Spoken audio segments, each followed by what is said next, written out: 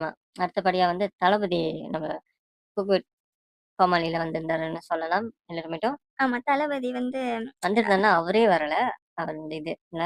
ஆமா. ராஜு பாய்க்கு வந்து ஒரு இது மாரி செஞ்சிருந்தாங்க. அந்த பன் பட்டர் ஜாம்க்காக ஒரு ட்ரெய்லர் மாரி செஞ்சிருந்தாங்க. கணக்குப்படி பிக் பாஸ்ல என்ன நடக்குமோ அந்த ஒரு விஷயம் தான் ஆல்ரெடி நம்ம சேனல்ல சொல்லியிருக்கோம். இது பிக் பாஸோட சேம் கான்செப்ட்ன்ட்டு. அதுதானே? ஆமா. அதுதான். அந்த மாரி நடக்கிறப்ப தளபதி வந்திருப்பாரு. அதாவது ராஜு கிட்ட பேசுற ஒரு கிளிப் இருக்கும். அந்த கிளிப்ல தான் அவரு வந்திருப்பாரு. அவர் ஏதோ ஒரு ஷோ ஹோஸ்ட் பண்றப்ப அங்க தளபதி வந்திருக்காரு. அந்த ஒரு ஃபோட்டோ கிளிப் வந்து காமிச்சிருந்தாங்க. ஆமா. அந்த ஃபோட்டோ நம்ம பார்க்குறப்ப, நம்ம ஆல்ரெடி சொல்லல. இவரு, அப்புறம் கவின், அப்புறம் ராஜு, சாண்டி இவங்க எல்லாமே ஒரே கேரக்டர்ஸ் தான். இதுல தளபதியும் ஒரே கேரக்டர் தான். ஆமா தெரியலன்னா கவினும், தளபதியும் சேம் டே பர்த்டேன்னு பார்த்தாலே தெரியும். ஊருக்கே லிட்டரலா. தெரியும்னு ஆமா. நெனைக்கிறேன். தேவயானி கூட இருக்காங்க. சேம் சேம் டே பர்த்டே தான். ஆ. ஸோ இதெல்லாம் வந்து ஊருக்கே தெரியணும். தெரிஞ்சிருக்கும்னு நெனைக்கிறேன். ஸோ அவங்கலாம் ஒரே கேரக்டர் ஆமா. தான். ஜோடிக் படி இவங்கலாம் கேன்சர்ன்னு வரும். அந்த படத்துல வர மாரி. அந்த மாரி சீக்கிரல்ல இவங்களோட ஜோடியாக்.